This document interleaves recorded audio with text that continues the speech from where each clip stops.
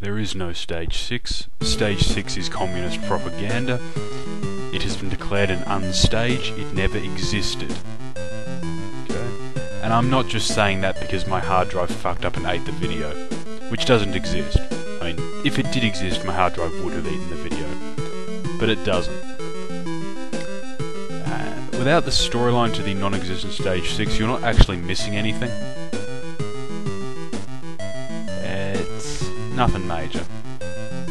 And here we have the obligatory heroic sacrifice of the sidekick.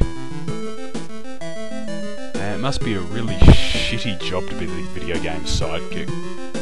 You just know that if someone's not coming out alive, it's going to be you.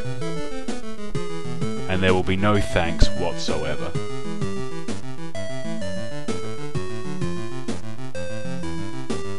At least he seems to have his head on his shoulders the right way around.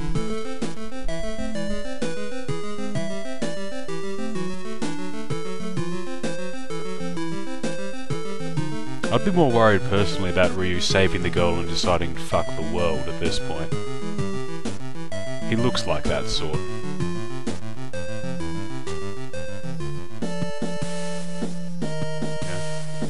Some sort of Shock Troopers rip-off with Rob here would be an awesome game, I reckon. And you'll notice this stage has been edited horribly. I did the whole thing in one go, and the end result was about 40 minutes, because I was spending a lot of time fucking around and generally not doing things properly. You know, a lot of deaths just working out how to deal with shit. So basically any section in which I've gotten caught and had to spend significant amounts of time on the same area has been cut. So basically, if I have to re-record a section more than twice, it's been edited to look decent. And this is still a 25-minute stage, including the boss rush at the end.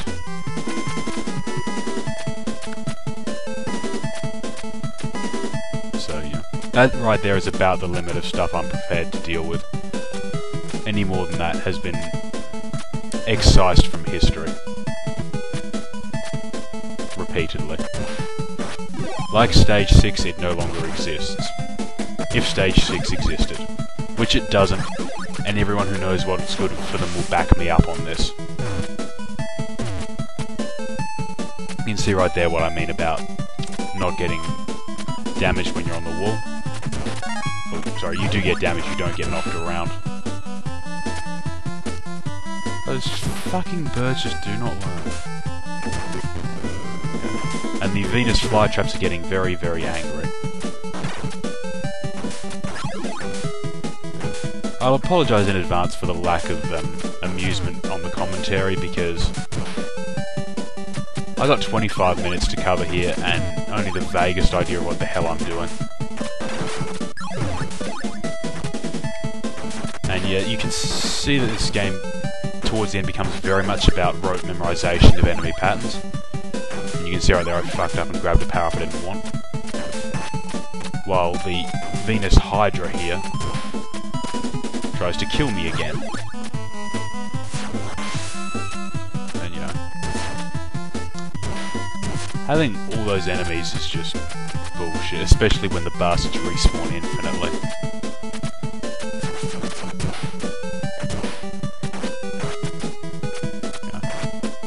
And I don't know if it's actually Fraps or the game itself bugging out on me, but you notice now that I've only had one shadow clone visible, even when I had multiple ones picked up. I don't know if that's the game, you know, deciding I don't deserve a second one, or if it's just gone invisible on me. We salute your heroic sacrifice, Bob. If only you had a backstory. Then we might give you a proper funeral.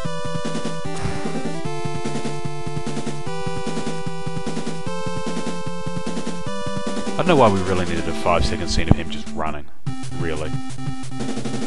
Fun thing about this game, or this particular section, is that the final set of things that happens is a 3-boss rush. No healing, no resupplying, straight through 3 different bosses. should you die on one of the bosses, it does not drop you back to the previous boss or to the start of that boss. No, it drops you back to this stage.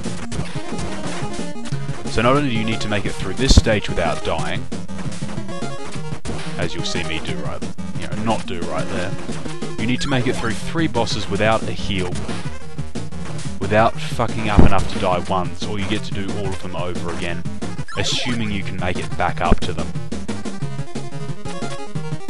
So if anyone, up until now was wondering why I don't particularly feel troubled by my complete and utter abuse of save states here, which you can tell right away whenever I've edited anything, because an unprovoked state load thing comes up in the corner, when there's no real visible evidence of me actually loading a state.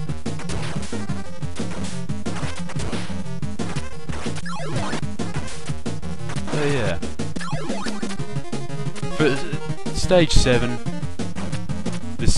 Act 7 really, stage 7 too, this game really pulls out all the stops for the dick moves. I mean, what more can you expect from a stage that has a dozen beating hearts in the background of it? And if I ever meet the person who came up with that particular axe throwing enemy, what I'm gonna do to him is gonna make Jigsaw step back and go, steady on, old chap. I will do horrible, horrible things to him. And yeah, you'll notice by now I've actually got 8 lives, because I'm a save stating whore. And if you need to know why I edited things to get things down from 35 fucking minutes, that last bit with the birds took me almost 45 seconds to get right without dying. Because there's 3 of them there and one will knock you into the others and you'll get bounced down into the pit really fast. And yeah, you will see me abuse the fuck out of the way taking damage throws you around in a few places. Because sometimes it's actually easier to take the hit, let it bounce you over the top of the enemies and then get out of there. Probably not what was intended, but I find it suitably ninja-ish. And yeah, I haven't edited out all the fuck-ups, just the really boring ones. And I couldn't bring myself to edit out the lobsters. Sometimes the enemy despawning actually works in your favour. They despawn for no apparent reason, which suits me just fine, frankly. And yeah, you see me completely utterly fuck up the simple task of getting a power-up. It's almost... that background is a complete rip-off of, the painting of the Scream. Him. Way to be specific, you dumb bitch.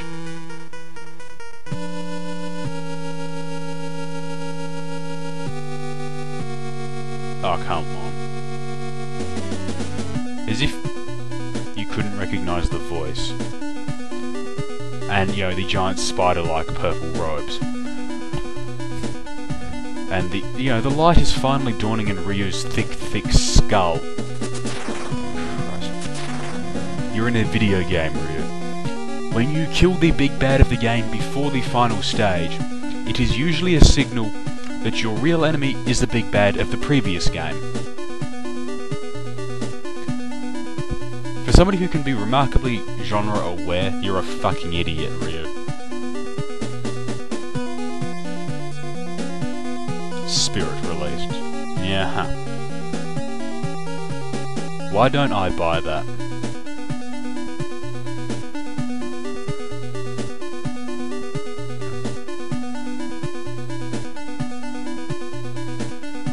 See, this could not be any more predictable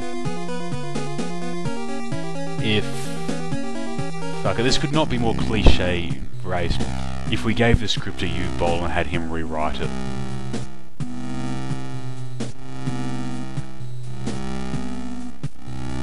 So the wielder of the sword only has enough energy inside him to run his brain or the sword.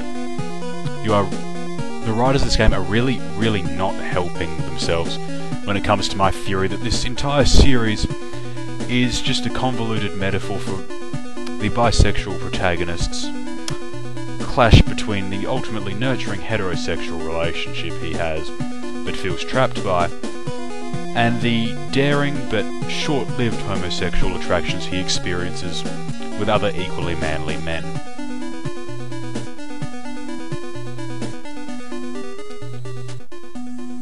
I don't know what's worse, that I came up with it or that I think I can actually make a convincing argument for that interpretation. Clearly I've been spending far too much time around, well, somebody.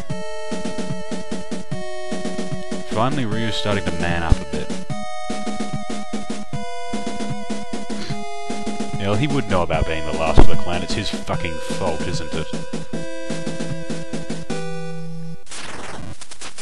And to give you an idea, the boss rush starts here and finishes at about 20